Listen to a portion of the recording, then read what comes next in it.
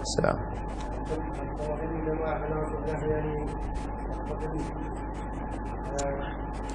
Kita maklum yang takbir kita ni kena ditulis buat lain yang jadi bagaimana kita nak beri penerangan untuk orang yang dulu kerana dia kata orang yang walaupun tak kenal beribadat, kalau dah ditulis macam tu tak kenal beribadat.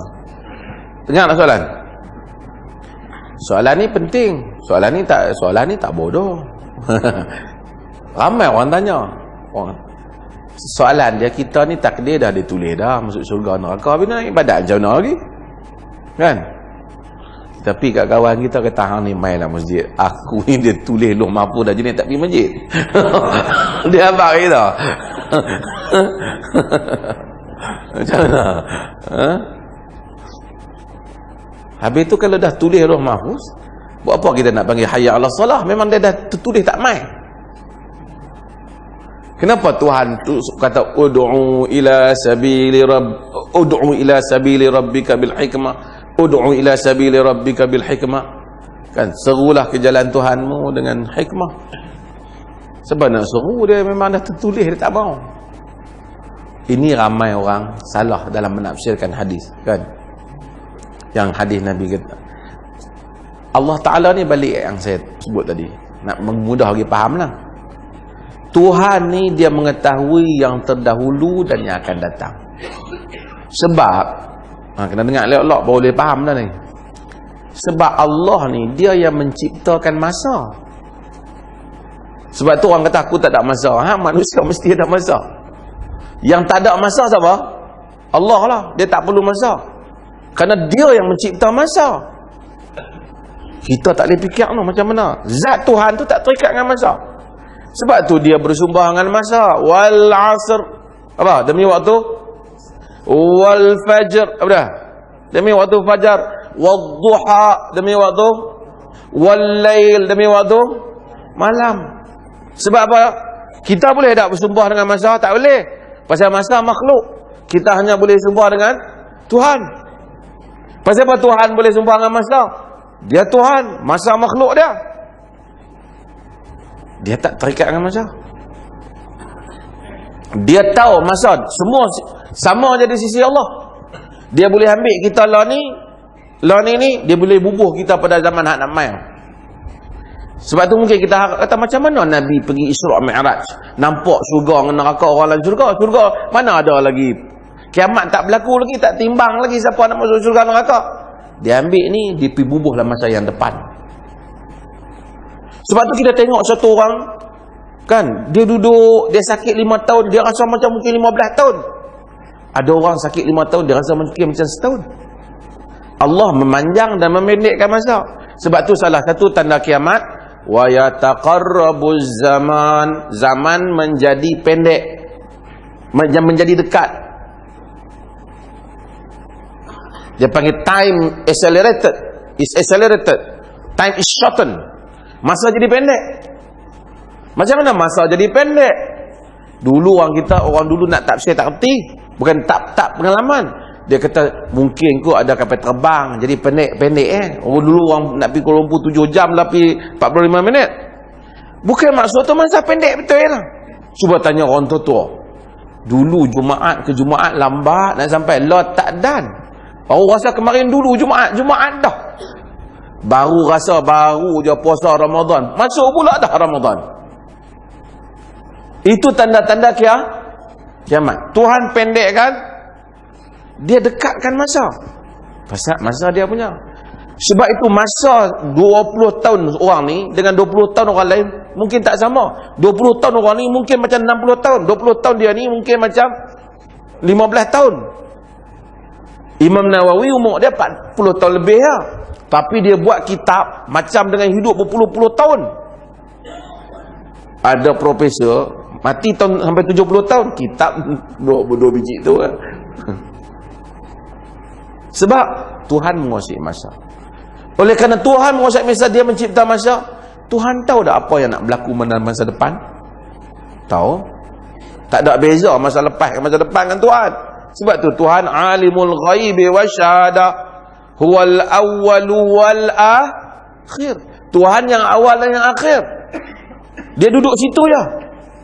Tak ada kata dia duduk sana. Tak. Dia awal pun dia, akhir pun dia. Pasal dia tak terikat dengan masa. Okey. Jadi Tuhan tahu tak kita nak masuk syurga ke neraka masa kita lahir tu? Tahu tak? Tahu. Kalau Tuhan pun, aku tak tahu budak ni nak pergi belah mana. Tu bukan Tuhan lah. Cumanya pengetahuan, adakah satu paksaan? Tak. Nak buat Tuhan masalul a'la, tak boleh dibandingkan, tapi nak pergi faham. Saya selalu buat contoh yang sama. Rosak kata cikgu, sebuah senarai berapa orang boleh dapat A? Paisa. Ni apa nama street A dalam kelas Cikgu bagi 5 orang nama. Ni 5 ni semua full A nya. Straight A. Paisa semua. Memang semua A. Seorang budak tu komplain. Saya sebenarnya patut dapat straight A, tapi cikgu tak senaraikan begitu. Cikgu bukan paksa, cikgu jangka. Sebab cikgu tengok kepada perusahaan balok ke rajin kan. Cikgu tengok kan. Lalu dia buat. Allah dia tak jangka, ilmu yang yakin. Macam tu lah. Kita dengar radio kata hujan dijangka turun renyah-renyah petang ni. Kita kata tak guna betul jangka ni. Apa radio ni? Kita nak pergi mancing yang dia bagi hujan renyah-renyah. Dia bukan bagi hujan, dia bagi tahu. Dia tahu benda yang nak. Bukan dia paksa hujan turun. Allah Azza wa Jalla dia tidak memaksa kita jadi jahat. Tapi dia tahu tak siapa masuk neraka dan syurga? Dia tahu. Tapi dia bagi kat kita hidup. Adil dia. Supaya kita nikmati hidup. Kalau dia tak bagi kita lahir-lahir ambil buah neraka pun takkan salah lah. Tapi dia tak buat yang tu. Jadi itu yang dikatakan Tuhan telah tahu. Telah ditulis itu, bukan dipaksa. Semuanya tertulis di sisi Tuhan. Bukan dipaksa. Kerana Tuhan itu tidak silap. Tentang faham maksud saya? Jadi kita kata Tuhan dah paksa aku dah, itu Jabariyah. Kita Tuhan memberi. Cuma ada benda yang kita terpaksa, tak boleh. Kita lahirlah orang Melayu, yang tu kita tak pilih. Aku tu tak suka lah dilahirkan di Malaysia ni. Tak ada pilihan. Yang tu kita tak ada pilihan. Kenapa tidak aku lahir di Australia ke, aku lahir di Eropah ke, misalnya kan. Tak ada pilihan. Kan? Kita lahir-lahir hidung kita gelap sikit kulit kita. Pergi kelas tengok orang lain muka cerah. Yang tu tak ada pilihan. Kita bawa kereta elok betul punya bawa. Kereta lain tibai kereta kita mati. Kita duduk dalam rumah kita betul-betul ya, tak buat salah apa. Ribut mai kuat, masuk timpa kita mati.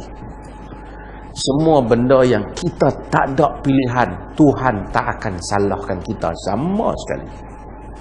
Itu kita kena faham. Hang dihukum sebab kulit hitam, tak mungkin. Kita tak pilih kulit hitam. Hang menjadi hina sebab hang bangsa Melayu, tak mungkin. Sebab tu kita tak boleh hina bangsa lain juga. Hang dihukum sebab mana? Ribut timpa hang, tak boleh. Yang tu bukan pilihan. Bahkan benda yang bukan pilihan kita, kena kat kita derita, penyakit ke apa ke, Tuhan bagi pahala pula kat kita. Dan dia mungkin masukkan kita dalam syurga disebabkan penderitaan dalam perkara yang kita tak pilih tu. Rahmat ya. Maha rahmat Tuhan ni. Dia tak jadikan sia-sia. Jangan takutlah. Kok aku bimbang kok pergi khairat esok kok tak betul timbangan kau kan. Tak mungkin. Setengah orang dia buat macam tu kan. Tapi tak perlu dengan orang dia. Apa katamu pada mayat ini? Nah, dengar kan? Kan? Apa kata kamu pada mayat ini? Baik. Padahal kita tahu dia cukup hantunya. Kok malaikat macam mana kata hantu dia baik ni daripada abang ni. Dia tak mungkin catatan tu silap. Bukan maksud Nabi yang tu. Maksud Nabi suruh orang betul-betul. Kalau satu orang baik mati, Allah matilah kawan kita tu. Masya Allah, dia ni kaki masjid, dia ni bagus lah dia ni. Semua orang nak cakap tentang baik kan dia. Kan? Yang tu yang Nabi maksud kan. fa asnaitum alaihi bil khairi wajabat lahul jannah. Bila siapa yang mati kamu puji dengan kebaikan, wajib dia masuk syurga. Puji hak betul lah, bukan puji hak main-main ni. Antum, ha? Wallahu a'lam. Boleh lagi